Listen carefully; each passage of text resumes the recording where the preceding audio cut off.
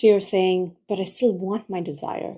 Does seeing that my character doesn't exist mean that I don't care anymore? Maybe that's a thought that crossed your mind, right? And here's the thing, you don't have to become a monk in a cave.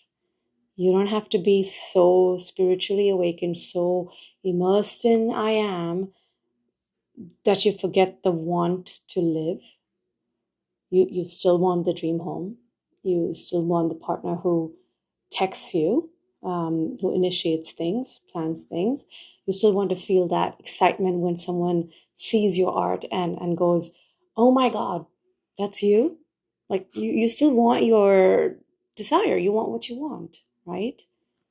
So when I say see through the character or rest in your true nature or just be, maybe you've been hearing or interpreting it as, oh, but I'll be detached and then I'll want nothing. I'm back to square one then. I'll just stop caring about everything. I'll lose my desire and drive. And yeah, you know what? That's terrifying. Because deep down, what you're really scared of is this. You feel scared that if I stop believing I am this character, will my whole life become numb?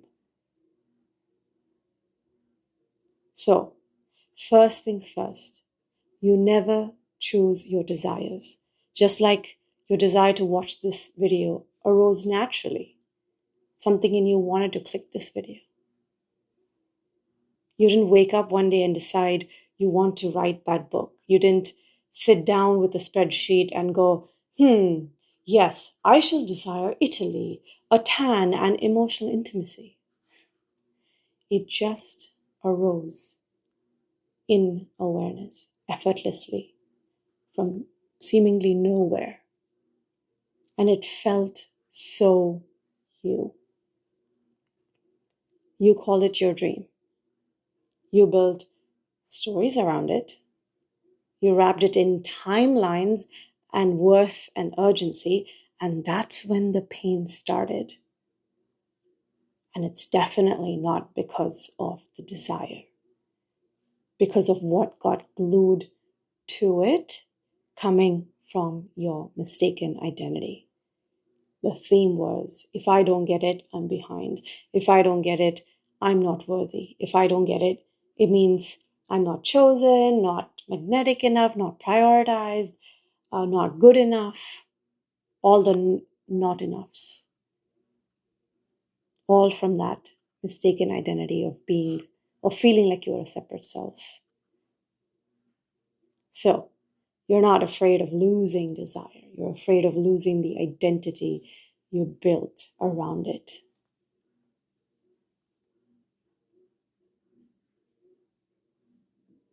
The desire is not the issue.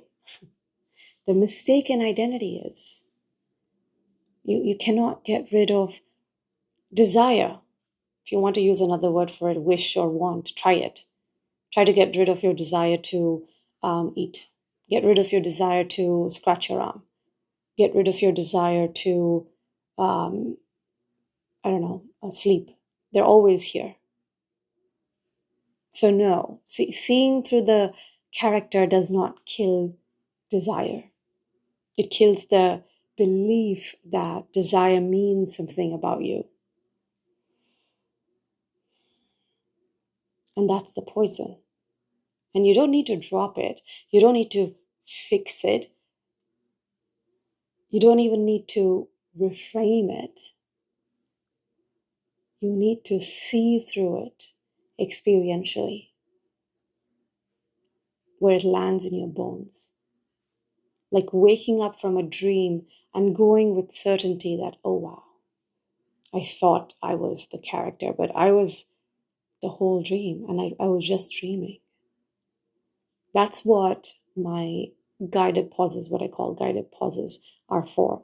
Not to fix your thinking, not to make you feel more worthy, not to rewrite your script with prettier affirmations or get your desires faster, but to show you viscerally that the one trying to earn, chase, and prove was never you to begin with. So let's try a guided pause right now. Close your eyes. Set your thoughts aside, meaning let's not refer to them. Don't chase your thoughts. Don't try to finish them. Let them be where they are. And now ask yourself, who is aware of this pause? What is here, even if I don't try to get anywhere?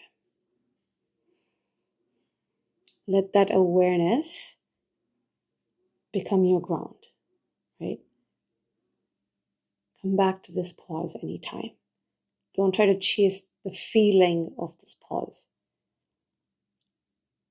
And now watch what happens.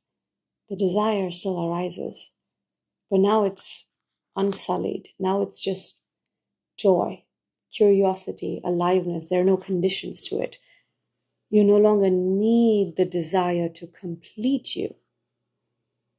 It becomes what it always was, a celebration of your fullness of I am. Definitely not evidence of your lack. So let's say you wake up, you feel a desire to take a walk. You're following it naturally, it's happening naturally. You smell the air, the crisp wind, the sunlight on your skin. You feel a desire to message that person, you do, not to prove or to win, just because it arose.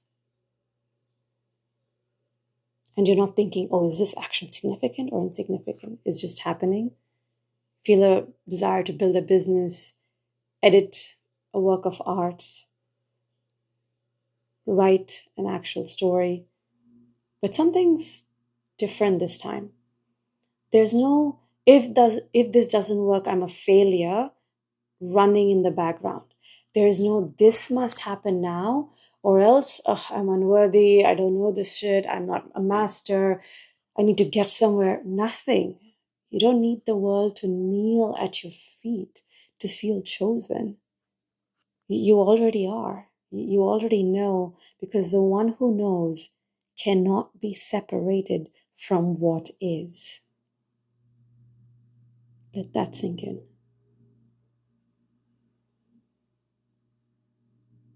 And I want you to know, you never created your desires consciously. You never even attracted them. They came through the character, but they weren't for the character. They arose in source. They were expressions of source, meaning I am or awareness. They were you, not the limited character version or ego or separate self version of you, not the curated self-concept you built to manifest faster, but the true I am, the true source, unconditioned, eternal, whole. And that's why sages still have desires. They might just not look like yours. Rumi still wrote poetry. Krishna still danced.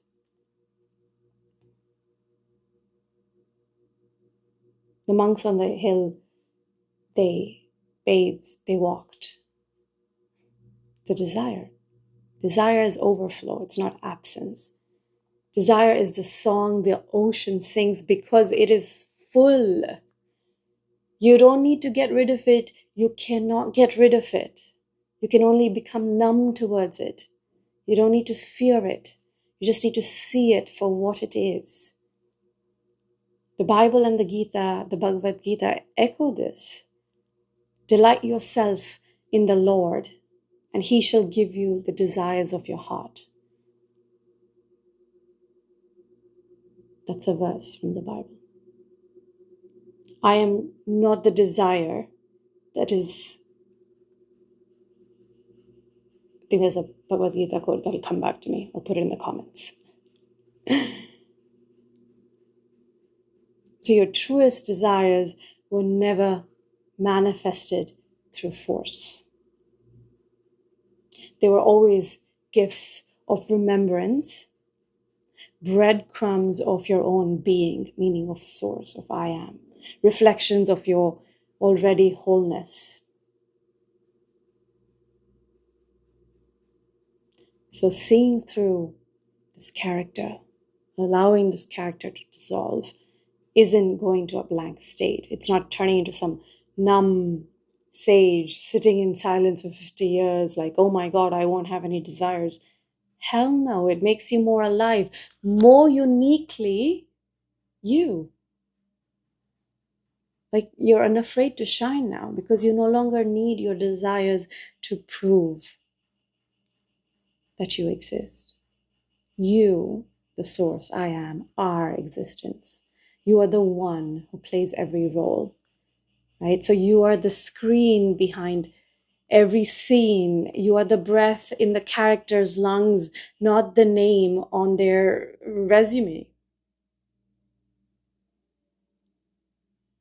And when you live from that, and you recognize that the character has always been inside you, inside awareness, you're living it so fully that you don't mistake yourself for the character anymore. And it's a gradual experience. So no, you don't need to drop your desires. You don't need to stop wanting. You cannot stop wanting or you cannot stop desiring. You just don't need to mistake your desire as evidence of you being incomplete anymore. You are already whole, already here, already enough. And from that, desire becomes devotion. Life becomes celebration as it always was. Manifestation is seen as what is always is. It's a side effect. It's always happening. It's not a goal. So you don't have to wait anymore. You've already arrived. And I'm so glad you're here. And I'd love to see you in the comments, and you can find any of my experiential courses in the description below. And also comment letter if you want to join my newsletter to get updates below. I'll also put the Bible verse and see you in the comments.